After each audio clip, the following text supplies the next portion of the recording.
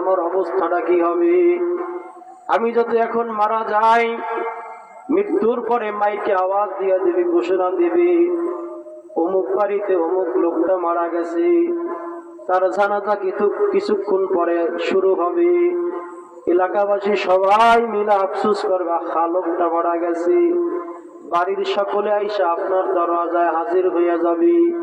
সবাই আফসোস করবে, আহারে লোকটা মারা গেছে। সবাই পাগলের মতন ছুটবে, কান্না করবে। সন্তান আসবে আপনার কাছে, মেয়ে আসবে আপনার কাছে, আইসা সবাই কান্না করবে, আরে আমার বাবাই চলে গেছে, আমার মা কবরে চলে গেছে। বড় সবাই কান্নায় পেরেশান হয়ে যাবে। আপনি সব তাকায় তাকায় দেখবেন, সব কানে শুনবেন, দেখবেন আপনার সন্তানের জন্য আপনি এত কিছু করছেন, আপনার সন্তান আপনার এই দুনিয়াতে রাখার চিন্তাও করবে না। আপনার বিবির জন্য আপনি এত কিছু করছেন, আপনার বিবিও আপনাকে রাখার চিন্তাও করবে না। আপনার মেয়ের জন্য আপনি এত কিছু করছেন, আপনার মেয়ে আপনাকে দুনিয়াতে রাখার জন্য চিন্তাও করবে না। আপনি রাত্রিবেলা মারা যাবেন, রাত্রিবেলা মারা যাওয়ার পরে ঘরের সবাই বলবে, ঘর থেকে নামাও। আমি ঘর থেকে যদি না নামাও আমাদের ভয় লাগে, বড় ভয় পাই। আপনি সব কিছু তাদের জন্য করছেন, কিন্তু মৃত্যুর 5 মিনিট পরে আপনার ঘরের মধ্যে রাখবে না। আপনি যেই খাটের জন্য এত কষ্ট কইরা খাট কিনছেন, ওই খাট থেকে আপনারে নামাইয়া ফালাইবে। ঘর থেকে বাহির করিয়া আপনাকে এক ঘরের কন্যারে বাহিরি বারান্দায় উঠানের ভিতরে আপনারে ফালাইয়া রাখবে। সারা রাত আপনি শীতের ভিতরে বৈশাখ ঘুমায় থাকবেন, কোনো চিন্তা থাকবে না। কিছুক্ষণ পরে সবাই আইসা আপনারে গোসল করাইবে, কাফন দাফনের ব্যবস্থা করবে। গোসল করাইয়া কাফন দাফনের ব্যবস্থা কইরা কয়েকজন যাবে বাঁশ কাটার জন্য, কেউ যাবে কলা গাছের পাতা কাটার জন্য, কেউ যাবে বাজারে কাপড় কেনার জন্য। সবাই এক এক করে বিভিন্ন কাজের মধ্যে নিয়োজিত। আপনারে কেমনে কবরের মধ্যে রাখা যায়, যত দ্রুত তারে কবরের মধ্যে রাখা যায়, সবাই মিলে তারে আপনারে গোসল করাইয়া, যখন আপনারে গোসল করাইবে, আর জীবনে আপনারে কেউ কোনোদিন বড় হওয়ার পরে গোসল করায় দেয় নাই, আপনার শরীরে কেউ কোনোদিন সাবান মেখে দেয় নাই, কিন্তু আপনি যখন মারা যাবেন আপনার শরীরটারে একজনে গোসল করাইয়া দিবে। আপনার শরীরের ভিতরে সাবান দিয়া, তারপরে আতর লাগাইয়া, তারপরে কাফনের প্যাকেট বানাইয়া আপনাকে খাটিয়ার ভিতর শোয়াইয়া দিবে। ইমাম সাহেবকে বলবেন, হুজুর আজকে আপনি কোথাও যেতে পারবেন না, আপনি আমার বাবার জানাজা পড়াইয়া, সবাই আপনার জানাজা পড়াইয়া কবরের দিকে রওনা দিবে। কবরের দিকে যখন রওনা দিয়া দিবে, আপনি খাটিয়ার উপরে বৈশা, আপনি শুয়ে শুয়ে আপনি চিৎকার করতে থাকবে, আমারে কোথায় নাও।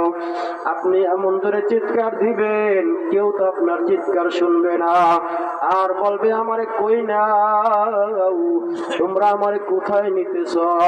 আর ওই কবর তো অন্ধকার ঘর, পোকা মাকড়ের ঘর, সাপ বিচ্ছুর ঘর, যেই ঘরে কোনো বাতি নাই বা বিছানা নাই, কিছু নাই, যেই ঘর অন্ধকার ঘর।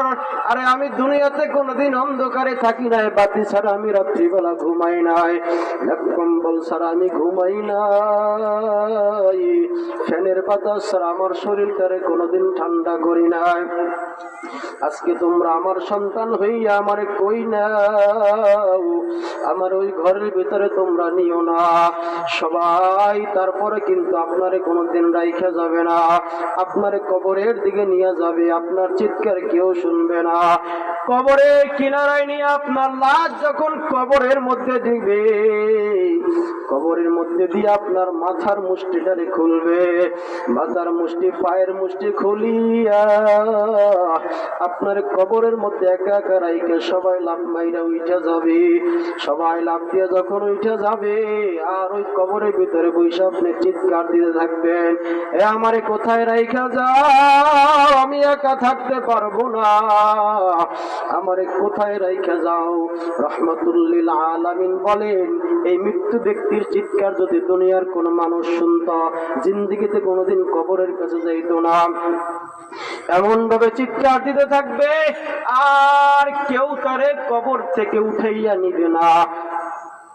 কেউ তারে কবর থেকে উঠাইয়া নেবে না, তারে কবরের মধ্যে রাইখা সবাই এক এক করে বিদায় নিয়ে চলে যাবে।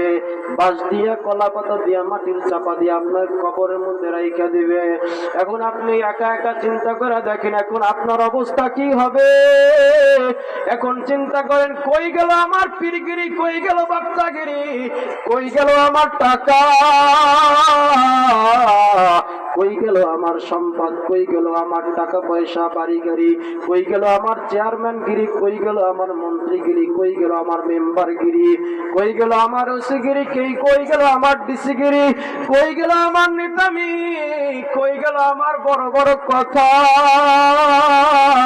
আজকে আমার কোনো কিছুর কাজে আসে না, আমি কবরে একা একা একা কবরের মধ্যে পইরা রইছে।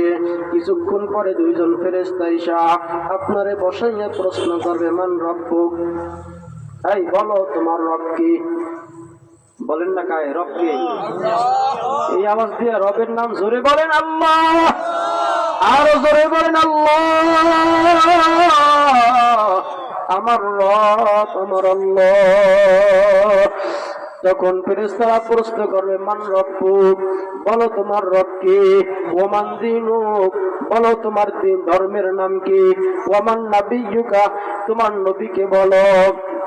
তিনটা প্রশ্ন করা হবে, প্রশ্নের জবাব যারা দিতে পারবে তারা জান্নাতি হবে, আর যারা তিনটা প্রশ্নের জবাব দিতে পারবে না তারা জাহান্নামী হবে। এ বাবাজিরা, এ শোনেন যুবক ভাইরা, মুরব্বীরা, আমি আপনাদের সন্তানের মতো, আমি আপনাদের হাতে ধরি, পায়েও ধরি, আমি আপনাদেরকে